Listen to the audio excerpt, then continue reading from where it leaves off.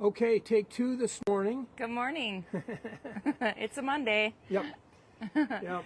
Apparently we had the phone on rotate lock, so it wouldn't turn. So we're talking about brain health today. Maybe we need to start that program. Oh, good. And the newfies are barking because they hear my voice. Yeah. So brain health. We're talking about all parts of brain health, but mostly we're talking about cognitive decline, I would think. And of course staying sharp and smart, but that's all part of cognitive decline. And the really scary thing is that we now know with certainty that cognitive decline starts at least 20 years before symptoms emerge. And Before significant symptoms emerge. Yeah, yeah. If you do really sophisticated tests, you can see it, but just day to day, you know, you get the senior moments and things like that that aren't, you know, really diagnostic of anything terrible, but they're adding up. And I would argue it actually starts much, much earlier than that, because Alzheimer's is not a normal symptom of aging. It is really a symptom of a broken system, and it's of what it's become. And yeah, go ahead. no, I was just saying, in a broken system of what it's become, like our eating habits, our sleeping habits, our stress levels, the toxins in our environment. This stuff is all tied into brain health as well. Yeah, it starts with living in the 21st century now, I guess it is, and all that implies in an industrialized country. We have, you know, the other day we posted about plastic and how there's approximately the amount of plastic that could make a plastic spoon in your brain right now. And somebody said, fearmonger. Well, it's just a reality. It's truth. It's not. We're not making this up. That was published in one of the most prestigious medical science publications on the planet.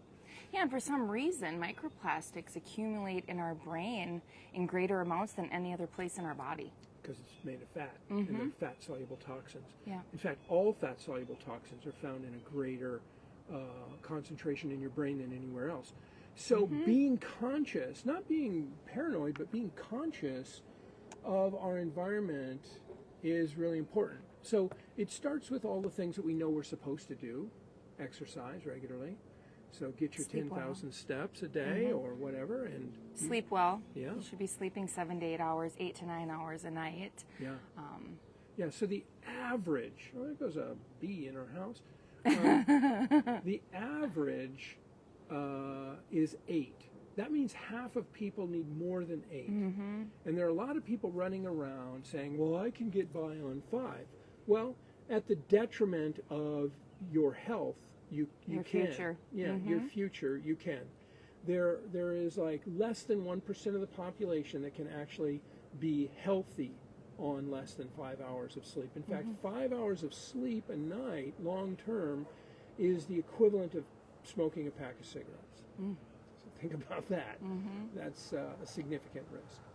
So sleep, really important. And it's something that we don't think about. We think it's a waste of time, but it's actually a regeneration. In fact, your brain, there's the system in your brain called the glyphatic system.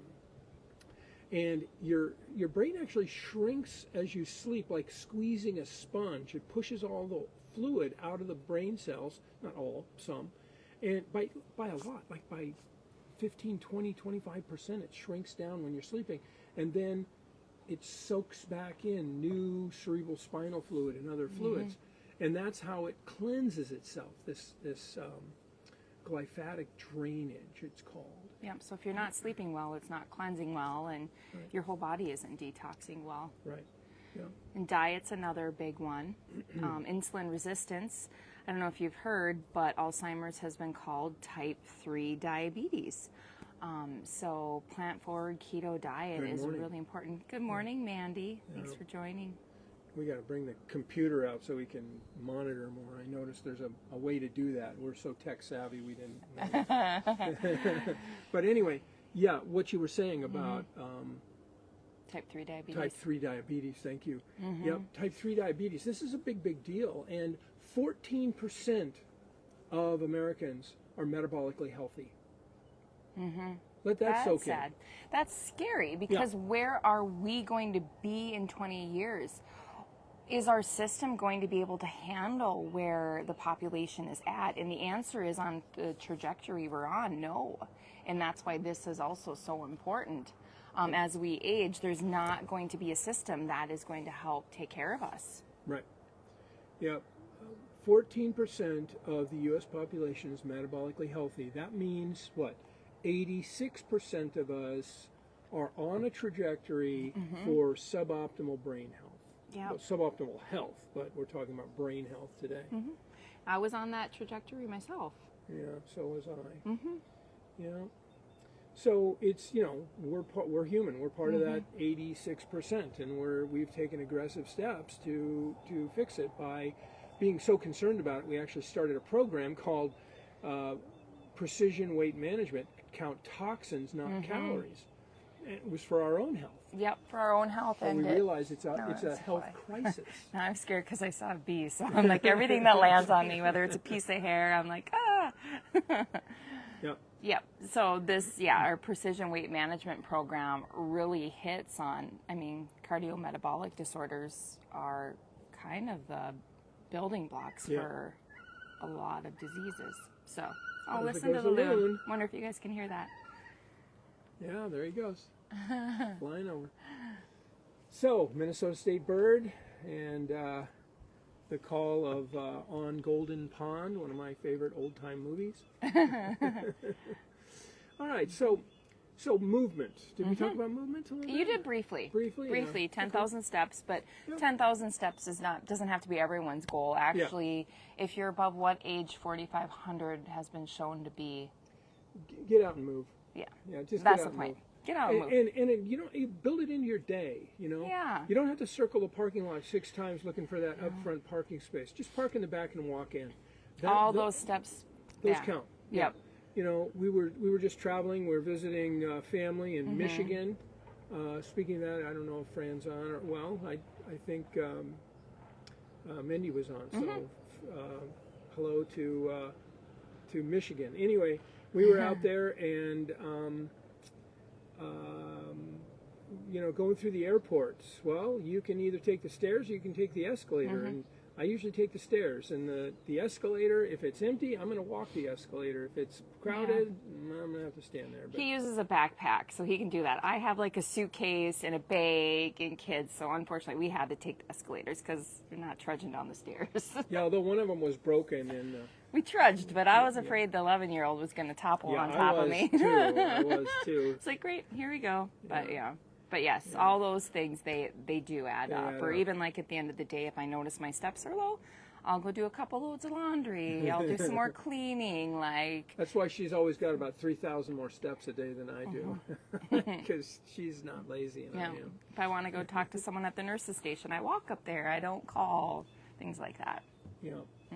So movement's really important. Diet is really important. What is probably the most important thing about diet in your mind? I would say just the blood sugar control. Yeah, so low carbish, or not maybe low carb, but low glycemic index. It depends too how you respond. I think a CGM, especially if you're questioning, like, okay, I definitely could be, on that trajectory. CGM really helps to learn your body. Blood sugar monitor, CGM. Yeah. Continuous blood sugar monitor. It kind of shows you what spikes your blood sugar. Yeah. So for me, it's definitely the classic things, but then also some things I didn't think would. So I think that is very helpful as well. And just trying to maintain, normal. What's the most exciting finding for you about your physiology and you've learned from your CGM? Wine. Oh, yeah. Wine lowers it. For her. Not for everybody. I'll say for everybody. But yes, if my blood sugar is starting with supper, let's say I'm having a beautiful a quinoa salad, with lettuce and healthy oils and vegetables and then a little bit of quinoa, that would make my blood sugar just spike up. And then if I had a glass of wine with it, it would bring it right back down, which was really interesting. Makes my blood sugar go up. I don't really drink very much at all, and every once in a while I try not to drink much at all. I'll Yeah. maybe have a glass here or there, but but when it I do kind drink of wine, it encouraged- makes my blood sugar go up. yeah, it made mine go down. So I was like, oh, there you go. Yeah, I was born on the wrong continent. yeah, that's right. Should be having it with my lunch too, I guess. Yeah. That's right. So, so diet, colorful. That's what I would say is colorful. And think about glycemic index, which is how quickly a food is converted to sugar in your blood. Try to eat low glycemic index. So that's going to be what I call the real vegetables. So that's broccoli and cauliflower and asparagus and Brussels sprouts and kale and I said asparagus, spinach, Popeye food. I couldn't think of it, just spinach. Those kinds of things, as opposed to things that are rapidly converted to sugar. And then moving and sleeping and having good thoughts. Yep, and we'll go into that more this month. So the whole month we're kind of dedicating to brain health, since it is, Alzheimer's Awareness Month. Yep. All right. So I don't know how far in we are, We're but farther in than we meant to be.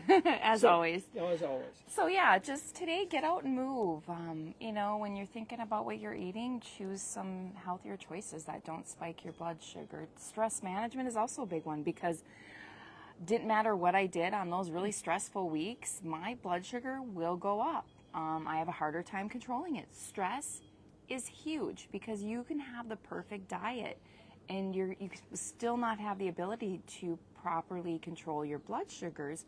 For some individuals with high levels of stress, I just happen to be one of those individuals, so I know. But Me too. So one of my really important mentors said, the key to health and the key to really everything in life is remember and choose. So it doesn't matter if you're remembering and choosing to have a better meal, or remembering and choosing to exercise, or remembering and choosing your attitude, because that, believe it or not, is a choice. All right. I think I can almost read that. thanks, Oh, you two. Okay. Such good info. Thanks All right. for listening, Yep, Ashley. thanks for listening, and we will see I'll see you next sometime this week. Monday. Yeah. Ashley has a meeting. Yeah. Bye, everyone.